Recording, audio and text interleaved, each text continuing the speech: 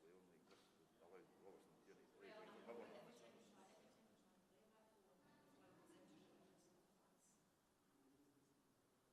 It's not an obvious black for right, that's the problem.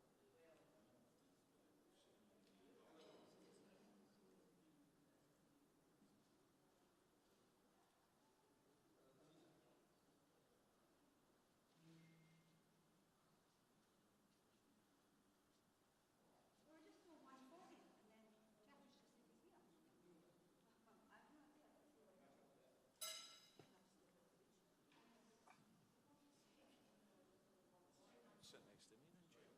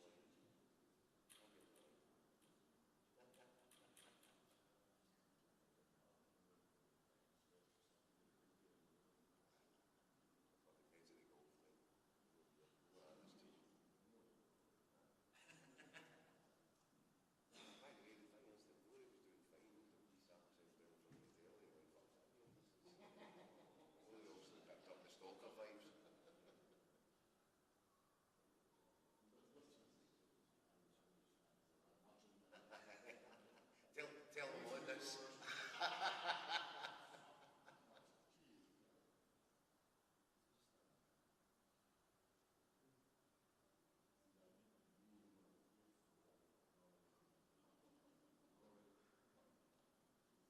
I hate the misses.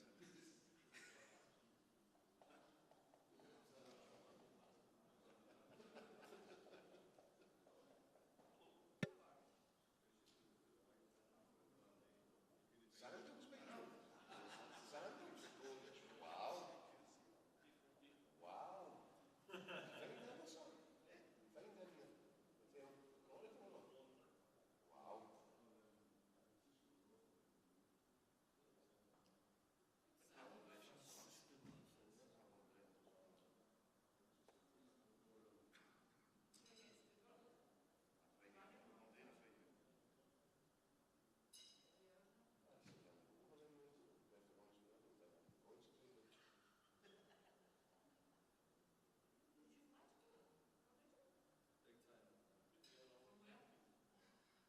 You and your sandals.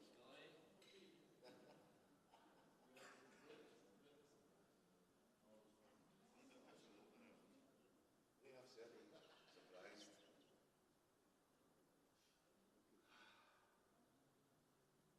Right, man. Right.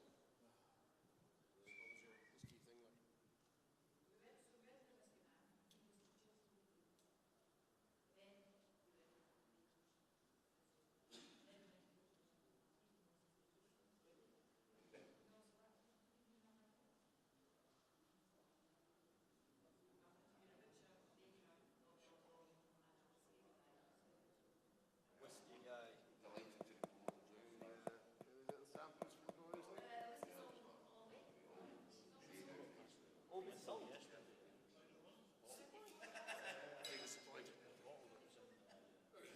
Yet to see what it's like.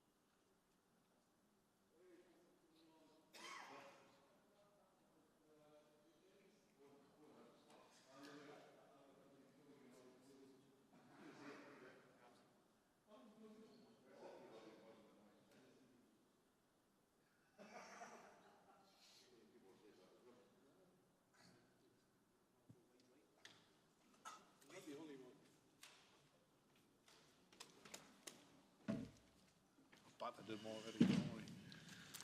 Afternoon all. Look, you're live and dangerous. Something like that. Good. John, firstly, can you give us an update on fitness, in particular, Kieran Tierney? Yeah, obviously, we seen he had an issue the other night.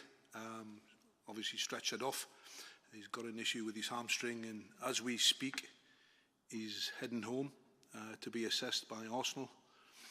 And that's all I can really see at the moment. They'll obviously give you updates as they have it. But he's obviously extremely disappointed. If we do progress and we move through the tournament, I'm sure he'll be back to support us. But, you know, he's a young lad, he's got plenty of time, and he's got to make sure that it's right for his return. How big a blow is that for Scotland then? Yeah, well, it's a blow because he's one of our top players, and you know, in a tournament football, you need your best players on the park, and in particular with him, he gives that balance down the left-hand side with Andy Robertson and Callum McGregor, and they combine really well. So whenever any team loses their best players, then it will affect the situation. But it also is an opportunity for somebody else to step in. And you know, we went to the game the other night against Switzerland, and everybody was itching after the performance against Germany. So, you know, there's an opportunity there for somebody to step forward and make a claim for it. Does it open up the possibility of maybe changing the system, because you have been doing that in some of the friendlies, given that, as you mentioned, how Robertson and Tierney dovetail? I think Steve's always talked about being flexible, and for a long spell we went with the 3, and then we changed it just before we played Ukraine a few years ago. So we are flexible. We've played 2 different systems already, but again, I'm not going to give a great deal away to the opposition because, you know, that's strictly private. So there is a possibility there. Obviously, we're only 2 days after the game, and everybody's recovering. So we've had a really light session this morning, and we'll have good conversations, meetings this afternoon, and then we'll decide on systems, players, who's fit, who's not fit, if there's anybody, who's tired, who's not tired. And I'm assuming everybody won't, there'll be nobody out there who'll be tired because everybody wants to play. Is that what you've learned from the last Euros between game 2 and 3? Because it seemed at the Croatia game last time that the team seemed a bit jaded with all the effort they put in game 2. Yeah, but let's not forget the effort we put in the other night, and both physically and emotionally. It was a good night. It was a good way to pay people back, in particular the Tartan Army and the people back home. So it was a good way and a good performance against an extremely good opposition. I mean, and I'm going to diverse a little bit, but we're talking about an opposition, yeah, who's qualified for the last 5 major tournaments. So we knew we were in a difficult group, but we're now sitting here with the opportunity to try and get into the last 16. And getting into the last 16 is extremely difficult as well, because we've never done it before, because it's hard. So we know what's ahead of us against an extremely good team, well organised by the Italian coach. You can see that in their team, but they also have individuals who are very good. So we know we're in for a tough game. But if you had said to us, we still have a chance of qualifying going into the last game, snap your hands off. John, just following on from that, you got to such a fantastic emotional and physical intensity the other night. How difficult is it to back that up so quickly? Yeah, sometimes it is difficult, but I think the disappointment from the first game balances it out, I think. And again, we've already talked about, we learned from the experience the previous time, because let's not forget, we went to Wembley, got a 0-0 draw, so the emotions were high. And so we've learned from that, because we went into the Croatia game and we were a little bit flat.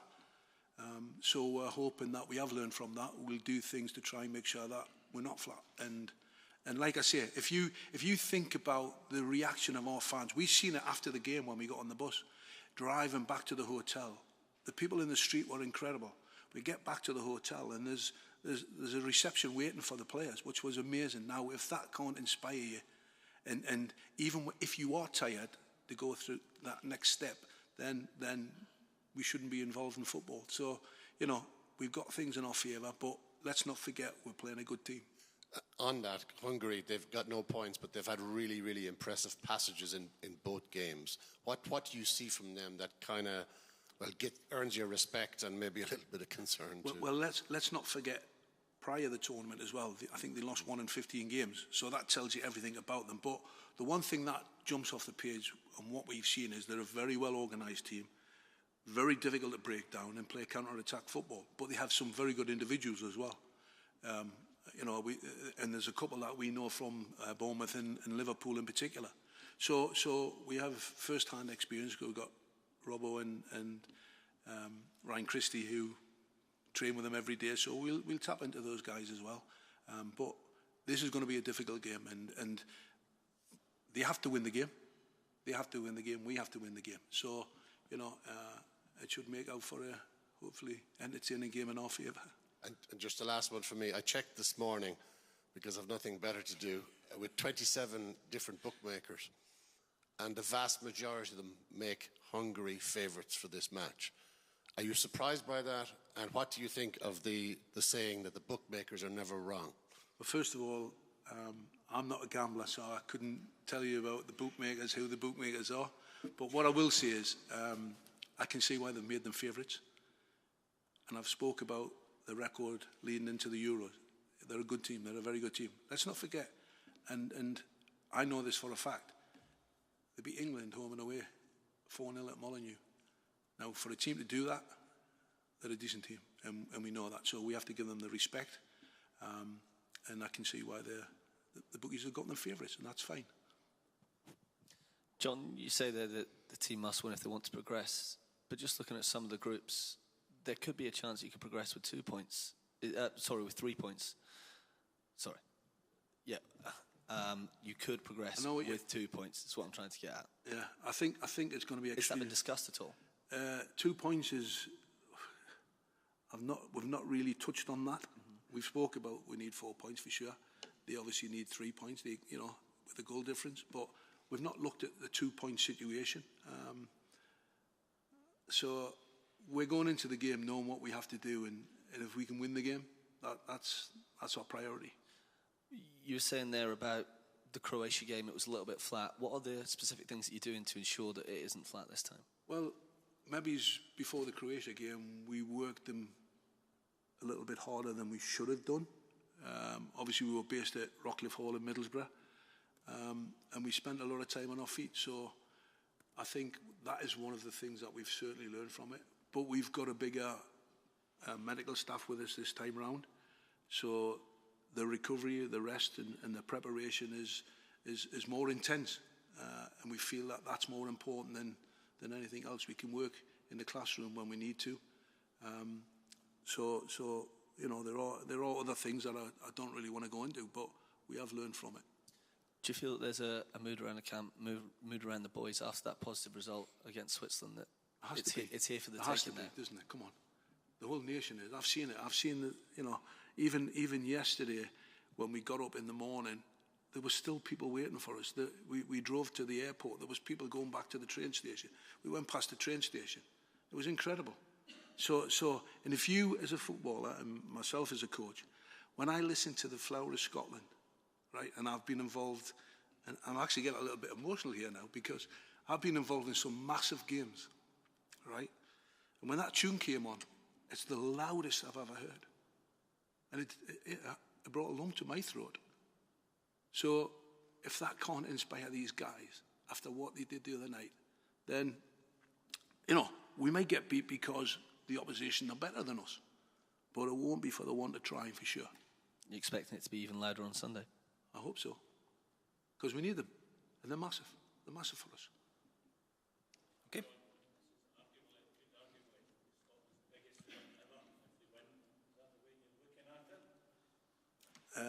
Well, we can't hide away from it, can we? Because it's true, it's fact, it's out there. So let's see how the game develops and plays out. But all these guys, if we do it, we'll be the first team to do it, and people remember the team that do it the first time round. So that's what they've got to think about in the back of their heads. These guys have gotten us to this tournament, and we've deserved to be here. And it's been those guys who've put all the work and the effort in to get us where we are. Why can't we go one step further and take it to that next level? Because that's what we want. We all want that. And there's no reason why we can't after what we saw a couple of days ago. Okay, last couple from the floor. Yeah, a question from Hungary. I can ask you for a quick analysis that how do you consider the performance of the Hungarian national team in the Euro? Do the Hungarian national team plays how you expected before the tournament, or do they underperforming in your point of view? No, I think they've been slightly unfortunate. I saw the second half in particular against Switzerland, where they were on the front foot. They've got an exciting team. They're very, very dangerous at set players, and we know that. And well organised, you know. And they're here because they're good enough to be here. They might be a little bit disappointed with the results, but they still, in the back of their minds, be thinking, we can still qualify for this. So they're not dead and buried. They're not out of the tournament yet, and they'll still have hope from their previous record leading into the tournament, because they are surrounded with good players. They have a coach who's experienced, well respected in the game, and you can see that in the way the team play. And they've got guys they can rely on the bench to come in and affect the team. Very similar to ourselves. So, they're not out of it completely, and we know we've got a difficult game. Could it be an important factor that probably the Scottish players have a better physical condition? Well, it'll be interesting to see. I mean, the game against Germany was slightly earlier than us, so they've had a little bit more time to recover. But, when you're putting massive amounts of effort in, it does take it out of you. So it's how you recover, how you rest and recover to go again. Okay, last one, Siobhan. Hi, John. I just wanted to ask about some of the conversations that have been had around Scott McTominay taking set pieces when he is such an attacking threat. Can you explain to us how that came around? Yes, but I've got to be really careful here, because we've got guys from Hungary listening to what I'm saying, so I don't really want to show my hand, if that makes sense. We can have a conversation after the Euros for sure, but I don't want to really go into too much detail about that. Fair. Thanks. No, there's only Ryan Jack's a little bit under the weather, so we'll just keep an eye on his situation, but everybody else is fine. Okay, thank you all. Thanks.